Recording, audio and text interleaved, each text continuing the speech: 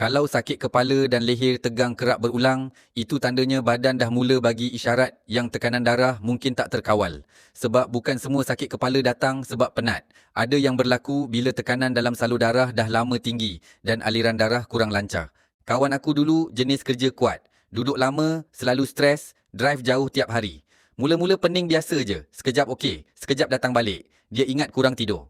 Pergi urut, makan ubat tahan sakit, minum kopi. Tapi makin lama, rasa dia makin pelik. Kadang kepala berdenyut dari belakang sampai ke dahi. Leher rasa tegang. Nak fokus kerja pun susah. Naik tangga sikit terus rasa berdebar. Dia try macam-macam. Rehat awal, minum air banyak, pergi urut tapi rasa tak selesa tetap datang balik. Lepas tu baru dia perasan setiap pagi kepala masih rasa berat. Berdiri lama sikit terus rasa berpinar. Malam susah tidur sebab badan rasa tak selesa.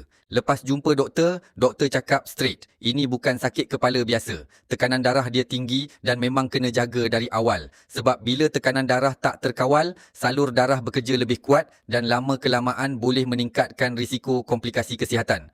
Aku terus recommend dia cuba kapsul ombak damai, gabungan herba dewa lilit, ekstrak umbi bawang putih dan ekstrak daun zaitun yang membantu menyokong tekanan darah yang sihat, membantu melancarkan aliran darah, membantu mengurangkan rasa kepala berat dan pening, membantu melegakan leher yang tegang dan bantu badan rasa lebih selesa setiap hari.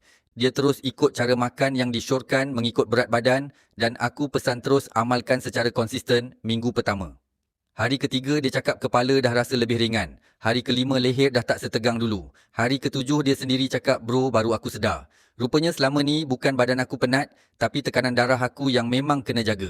Lepas tu dia rasa lebih selesa nak buat kerja. Tidur malam pun lebih lena. Nak drive jauh pun dah tak rasa terbeban macam dulu. Kalau kau tengah selalu sakit kepala, kepala rasa berat, leher tegang atau mudah rasa berpinar, jangan tunggu sampai badan bagi isyarat yang lebih serius baru nak mula bertindak.